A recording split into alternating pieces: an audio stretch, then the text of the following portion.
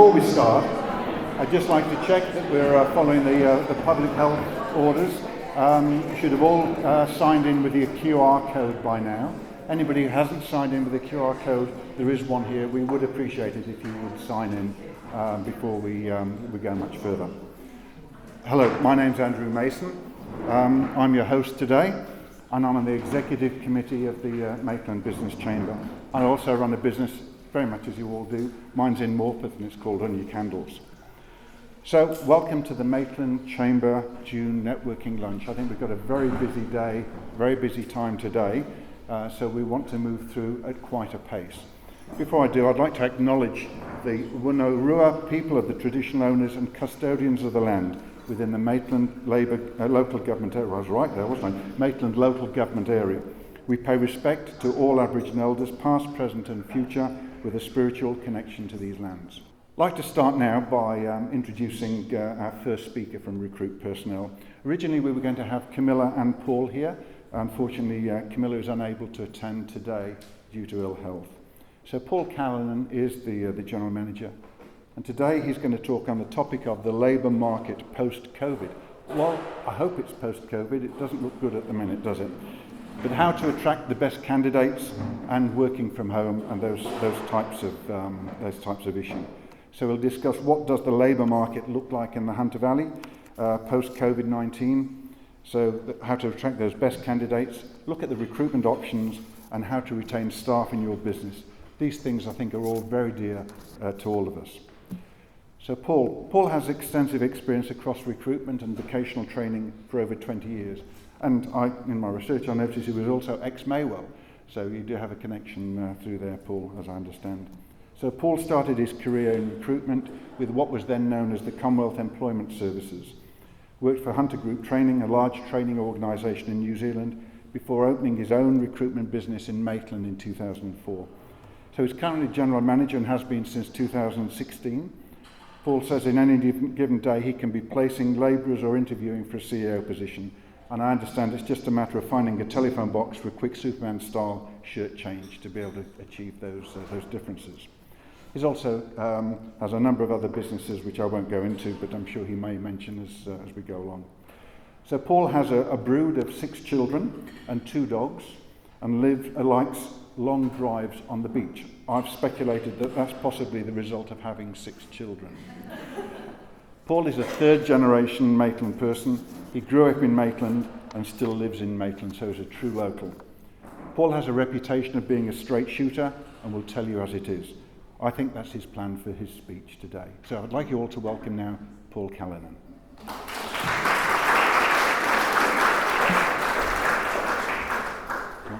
Hi all, and thanks for having me here today. It's a pleasure to come along and have a conversation with you about recruitment and some of the challenges and what's happening in the labour market at the moment. All right, so we've had the introduction. Camilla is the Director of the business and I'm the General Manager. Kim's sick today, she's my wife and business partner. We do have a couple of businesses that we run, the Maitland Service Offices and a business called Flexible Business Learning, an RTO. Kim's been in recruiting for 12 years. She has a real passion about training. That's an area she's really incredibly passionate about. My game's really been recruitment. It has been since I was 20 years old when I joined the Commonwealth Employment Service. I decided I wanted to leave uni after about 6 months, and the old man said to me, "Well son, you'll go and get a job." I said, "Right, I know Dad." So I went and had a couple of interviews on that day, and I was lucky enough to get offered 2 jobs. One was as a car salesman, and the other one was in the old Commonwealth Employment Service. So Gazza in his wisdom said to me, "You'll take the CS job, mate, you'll go join the public service." I said, "Oh, right, that sounds like a plan." So anyway, off I did, and I went and joined the CES, and hence my career got started. CES was a great organisation. It was what the job networks do now, essentially.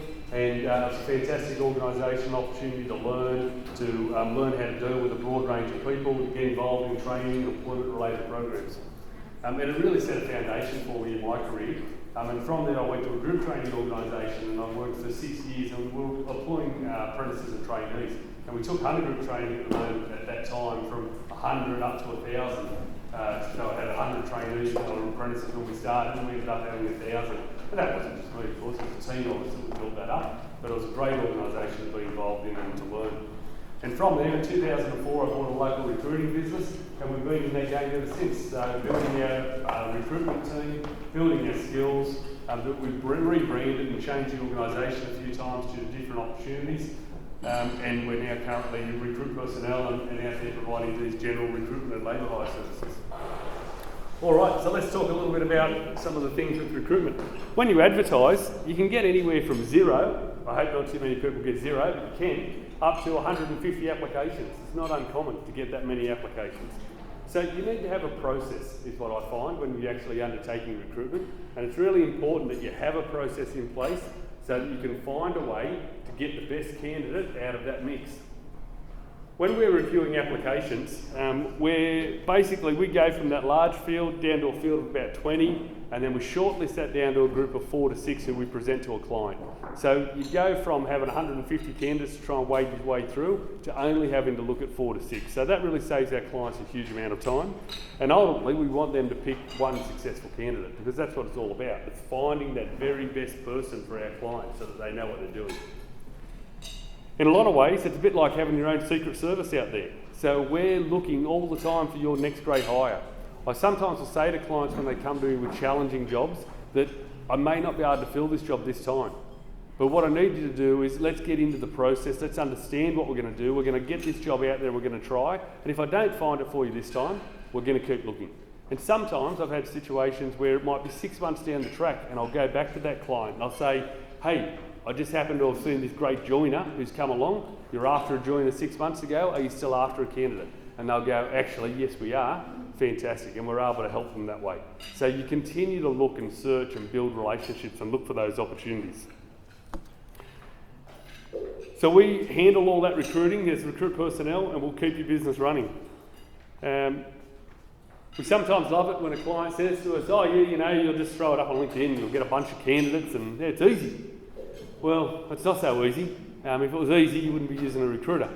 So it's about trying to find those skills, trying to find those right talent and attributes, and most importantly, working a system so that you give yourself every opportunity to find that best available person out there. A little bit about us. We've got a team of people there at Recruit Personnel. It's a team of 10. Every Friday I make the guys put these on. We parade around the office, and it's fantastic. I love it. So that's just an example of our team. And the important part about it is that in that team, click on that one, in that team there's 70 plus years of experience.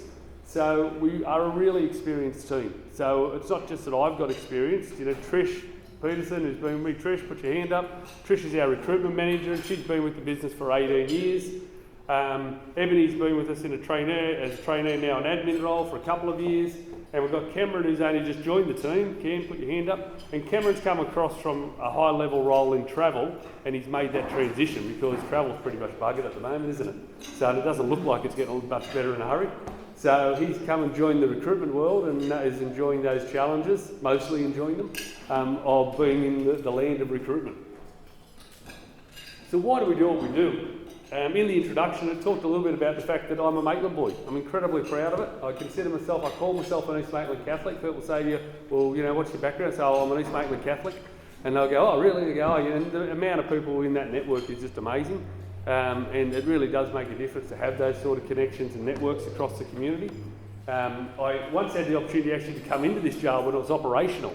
Not for a stint. No, I was naughty occasionally, but I was never that bad. But I had a housemate who was a warden, and we lived just down the road here in East Maitland. And on one Sunday night after dinner, he said, come on, he said, I can get you into the jail for a walk around. I said, oh, right, then. So 4 of us came up and we did a parade through the ground, and it was bloody terrifying. So it was pitch dark, it was middle of winter, and we're walking past this cell, and they go, oh, there's Ivan Millat in there. I'm going, oh, Jesus Christ. So anyway, it was certainly an experience, that's for sure. Look, our purpose is all about trying to change lives and help you as business owners find the talent you need so that you can have a great business. Because if you don't have talent in your business can't grow. So as a recruiter, our job is to find you the very best available. We care about our candidates, we do, absolutely. But my priority is you, the client. That's who I'm focused on. So that's what this game's all about for us, is working for you and doing whatever we've got to do to find you that best available candidate. Here's some of the services we provide, permanent recruitment. So if you needed someone on a long-term basis, a permanent role, come to us, we can help you find that. If it's temporary staff that you're after, we can help you solve that problem. So if you have someone off on annual leave or sick leave or any of those types of things. We also can help out with labour hire. So companies will ring me and say, I need a boilermaker for 3 months, or I need half a dozen boilermakers for 3 months, or labourers, or fitters, or riggers, or whatever it is that they happen to need on that given day. And we'll set about digging into our database and finding those candidates. And because of a background with group training, and also back in the old CES days, I have a real passion still for traineeships. I love them. I think they're a fantastic way of getting young people into careers, and we don't do enough of it. So I think that's just a magical pathway to bring a young person into your business and train them and develop them and culture them, embed them into your culture and nurture them and kick them along occasionally. But it's a really great way of developing people into your team. So when do you come to us? Well, you come to us when you can't find the staff you need, essentially. You try all your normal things and then you'll come to us and talk to us about what you need. I don't know how well that shows up on here, but okay, so how do we recruit? There's a whole range of steps that we go through when we're going to go through a recruitment cycle. And honestly, we go through every single one of these every single time. So it's a real process, and it's all about trying to find those right people. You don't always get it right, and I'll tell a story about that in a wee minute. But it's really important that we try to follow this process every time and make sure that we're following the steps, because if we follow the steps, you'll get the best result. And you guys need the best result, so that's what we're there to do for you. What else do we do? Look, we have a guarantee. Depending on what service you pick up from us, it's a 3 or 6 month replacement guarantee. So if we get it wrong, and occasionally it happens, then we'll do it again, no questions asked. We also, sorry, I should be using this one, shouldn't I? Got it here in front of me. You pay when the job's done, so there's no fee. You don't pay anything until the person is on the job and started. We're a small invested recruiter. Like, we really care about what we do. I don't want to be standing in the shopping centre and have you walk up to me, tap me on the shoulder and say, that recruit you sent me was shite. So we're really keen on working with you to get the very best person and make sure we've got those right skills. And we'll think outside the box to get the solution, because it's not always obvious. It's not always whacking out on Seek and wow, magically you're going to get 100 applications and whoop, problem solved. Sometimes you've got to dig deeper, work harder, try more, look at different options, and so that's what we'll do for you. In the last 12 months, we've filled 600 jobs. So we've got 100 active clients, and what we're saying, 30,000 candidates in the database, and that grows every week. And we just keep on getting more and more candidates piling through. And they're not all active, but you can go to them any single time. So there's a real database there and a strength, and our strength is that we're local, and that database is predominantly made up of local candidates. We've heard it all over the years. As a labour hire company, people have that many excuses for not turning up to work. I'm not sure how many grannies and grandpas and uncles and aunties can die out there, to be quite honest. And it's hard sometimes to whittle the fact from fiction, but we do our best in that. One of the best stories I guess we had, and it was a bit sad in some ways for me, was that I had this new client come on board, and they were a manufacturing business, family owned, 30 plus employees based out at Rutherford. Fantastic business for us, our ideal client. Rang me up, needed 2 labourers for the next 3 days. Great, we got on it. We found them what we thought were 2 really good labourers, got them out there. Day 1, job went well. Day 3, job finished. Day 4, I ring the client. How did the job go? He goes, well, actually, not that well. I said, oh, gee, I'm sorry to hear that. What happened? And he said, one of the guys he sent me, he said he had this really unusual habit. And I'm going, all right, well, tell me what happened. He goes, well, I'd be working on the other side of the yard, and the next thing you know, he'd stand there and he'd yell out to me and he'd go, hey, big nuts, what's next? Seriously, that's what he used to yell when he wanted his supervisor's attention. Unbelievable. Anyway, so I rang the client, and so of course I apologised. Rang the client, or the candidate, and said to him, hey mate, how'd the job go? Oh no, it went really well. I said, any problems on the job? No problems at all. No, we're happy with everything. I said, so nothing unusual about the role? No, it was all good.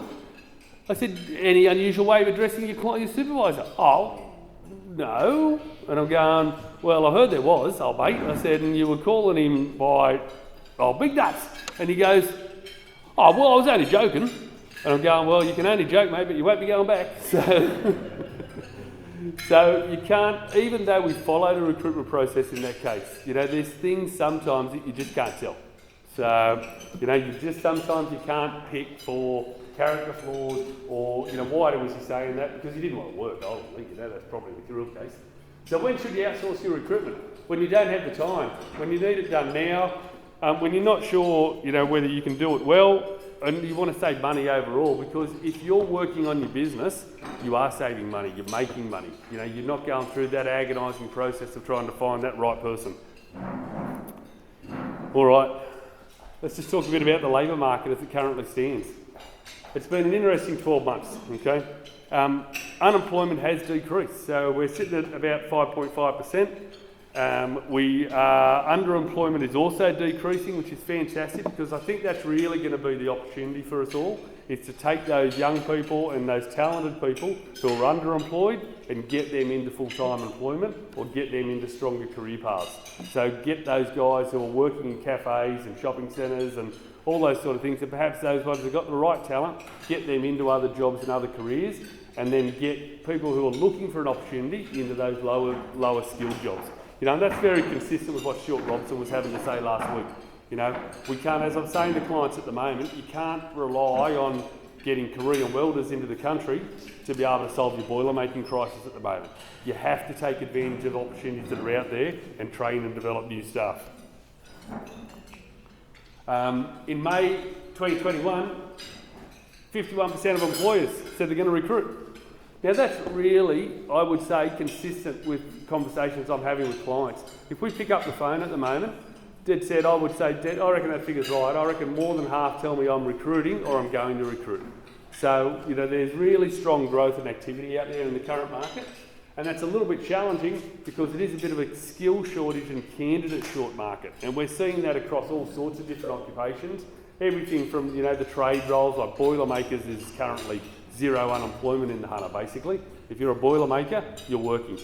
But even in areas like trainees, we've found a little bit challenging of late. For labourers into the chicken farms, those types of jobs. So there are genuine labour shortages that are happening. All these industries are saying that they're recruiting. This is the national figures. So accommodation, healthcare, manufacturing, construction. So all these different sectors have growth happening in them, and they're looking to bring people into the sector at the moment, looking to employ new people.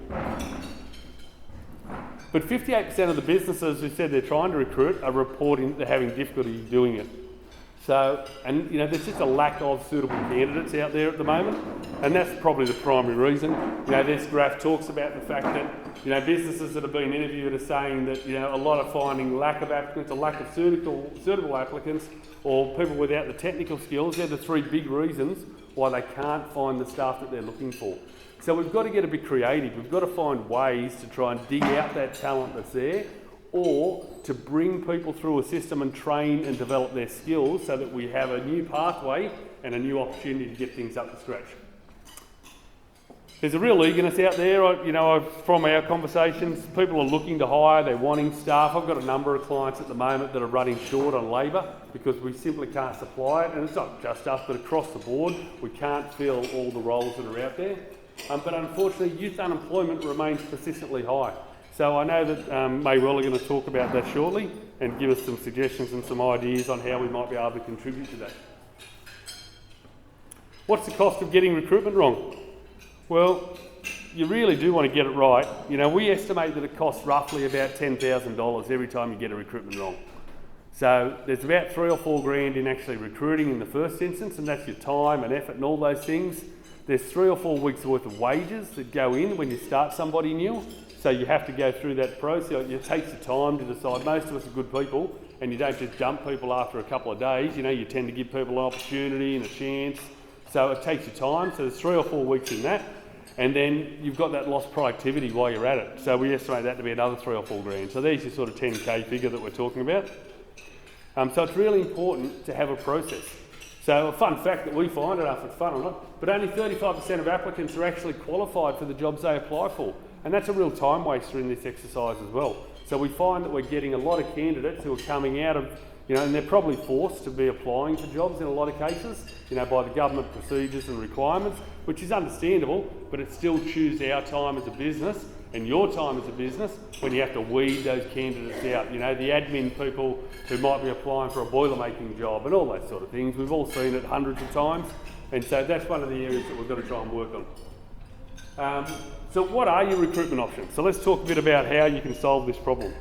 So there are a number of recruitment options available to you, and they're all valid depending on what you need done. So you've got your job actives. Where's the job actives in the room today? Thanks guys. So you guys do a great job in working with unemployed candidates and getting them out there and getting them into work. You've got your transition to work program, your disability employment services, and they're all out there trying to get people off benefits and into employment. And they have some fantastic support and programs in place to support you. So if you do have a recruitment need and you think that the candidates in that sector would help, then talk to your local job network. Find a one who you can trust and get in contact with them and talk to them about what they can do. You can self-recruit. You know, you can handle just doing the walk-ins or throwing an ad on Seek and hoping that you're going to get candidates. So there are lots of different options for how you can go about it. Or you can look for a recruiter or a labour hire provider. There's about 100 recruiters in the Hunter Valley. So we're not particularly unique. You know, you've got Craig here from Hunter Recruitment Group, and you've got us, and you've got a whole heap of other big ones. The only comment I'll make about recruiters and labour hire is try and find a locally owned one. You know, don't go with a Skilled or a Manpower or any of those types of guys. You know, they're internationally owned. Every cent you give them, the profit of that is going overseas. So it leaves the country. So find a local partner, because you'll find in those local organisations that you've got dedicated, committed, experienced recruiters who really care about the result that they're going to get for you. All right, let's talk about how you can attract the best available candidates. So one of the key things is to have a clear recruitment process.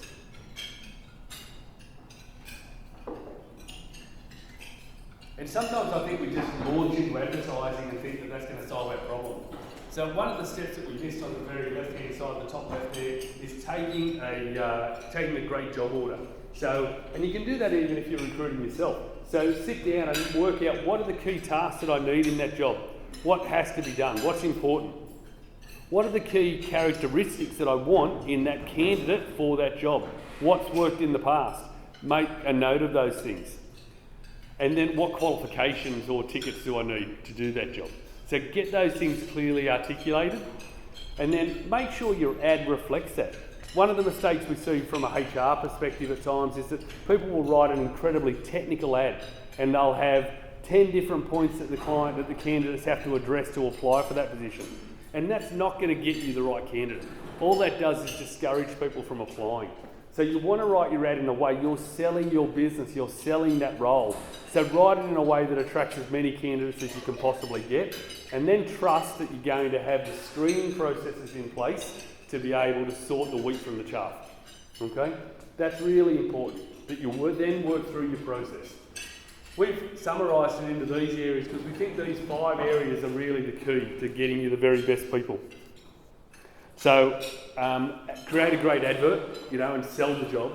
Review all the resumes. So look at every resume. Don't look at the top 5 or the first 5 and go, oh yeah, that one's all right, we'll do that. I spoke to a client yesterday and we were doing interviews for a job, and he said to me, the last time I did this, he said, we sat down with the accountant, he said, we went through the resumes, there were 4 of them, and we went, oh yeah, that one looks about right. So we interviewed that one off the top and gave that person the job.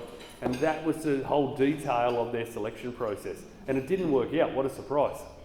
So you have to have a process. It's incredibly important to follow it through. Screen all your suitable candidates. Get on the phone and talk to them. Great way to do it. There's a lot of video interview technology available these days as well that both big recruiters and small business can access. So consider using that. Make sure you prepare for the interview. So think about what is it that I want to get from this interview. Sitting there and telling a candidate about your business for half of the interview time is not going to cut it, okay? Because if they're a good candidate, they should know about your business. They should have already had a look at your website. What you need to do is find interview questions and find a way to make that candidate shine. Give that candidate their opportunity to really put forward their message and their story and explain to you why they're the best candidate for your business, because that's how you're going to get the most out of your interview process. So find those triggers that will really give the candidate the chance to shine in that time that you're going to give them. And whether you're only giving them 10 minutes or 20 minutes or 40 minutes, just try and find a way that you give them the best chance. and do your reference checks and your qualification checking. Make sure that you do, because again, it's really easy to do. We don't tend to do it, I think, in a lot of businesses and a lot of hires. We trust our gut feel and we think, oh, I've done it before, I know what I'm doing, it'll be right. So make sure you do follow through and get those, at least a couple or at least one good quality reference check completed, preferably with their last supervisor on their last job. Not always possible, but if you can talk to a supervisor, and qualify who you're talking to, because if you're talking to their auntie, that's not going to really be a great deal of use.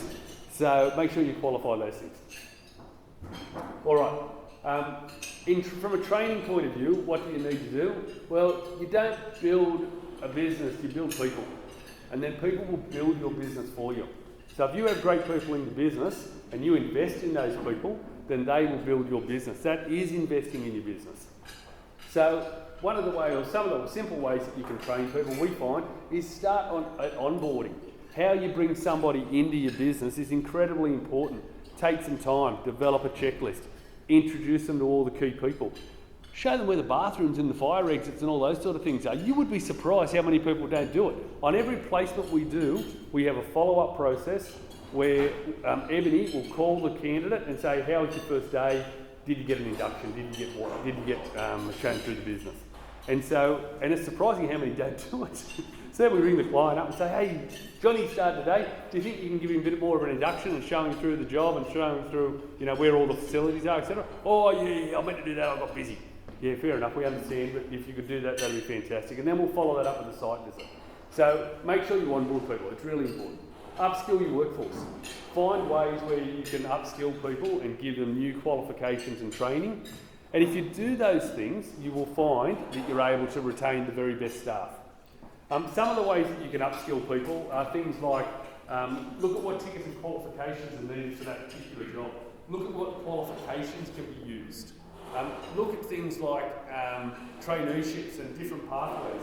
I had a client recently who hired a salesperson, and in that job we were able to suggest that they hire the person under a Cert 4 business sales traineeship.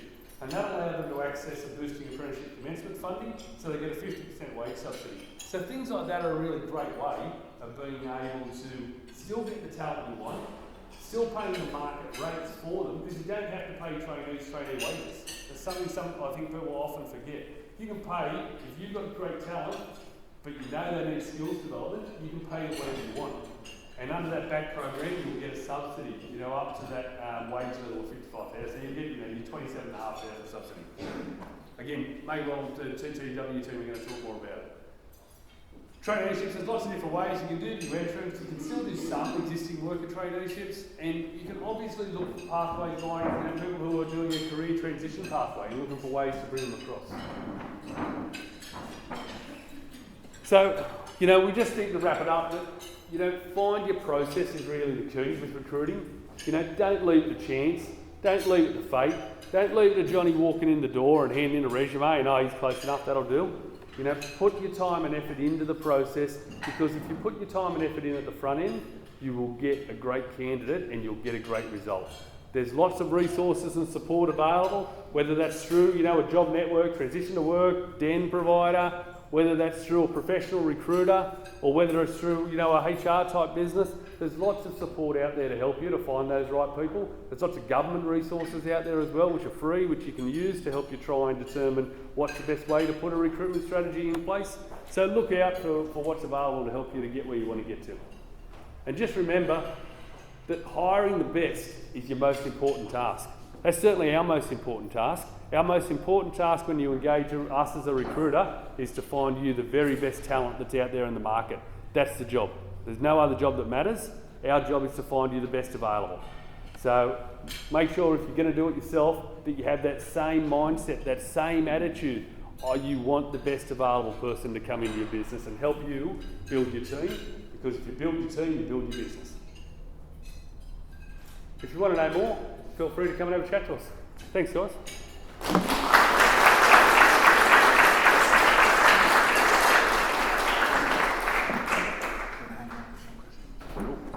So Paul's happy to take some questions. So I've got to say that's a professional speaker we had there. I didn't even have to ding my bell. So he's got his timings and everything right, which is wonderful. Any questions for Paul? Yes.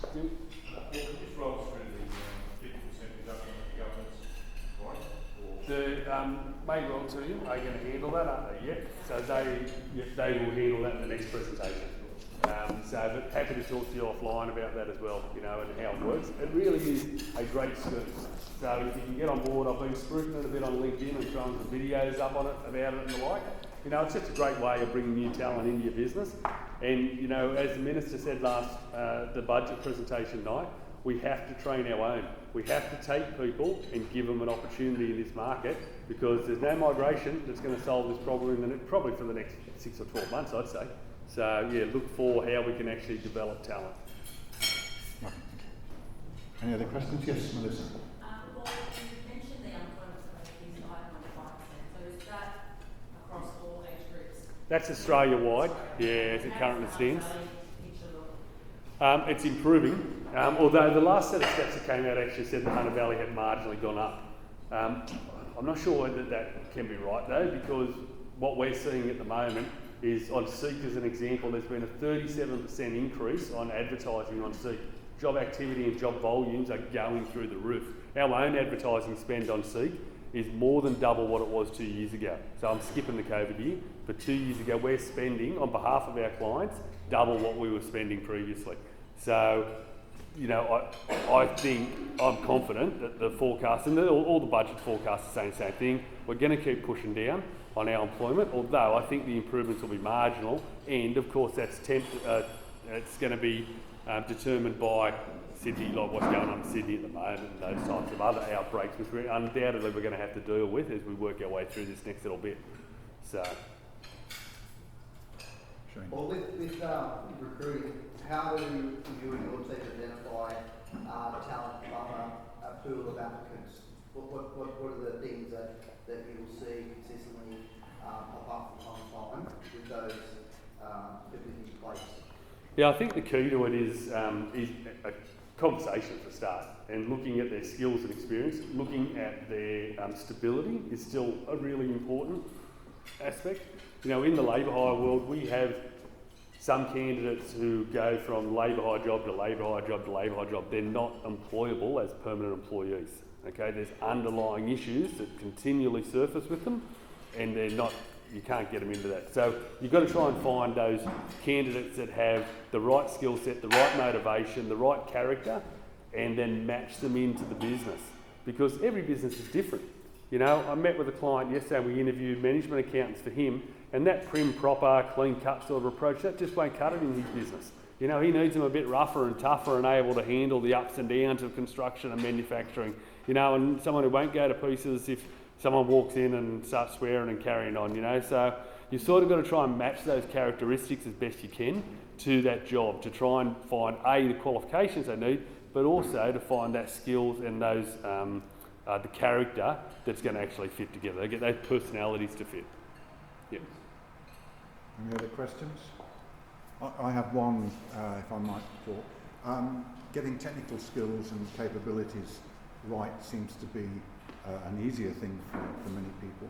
I'm finding sometimes the social and philosophical match of people for a job are harder to identify. Have you got any advice about how you would sort that sort of thing? I think the key is to try and, as best you can, get to know the candidate in the interview process.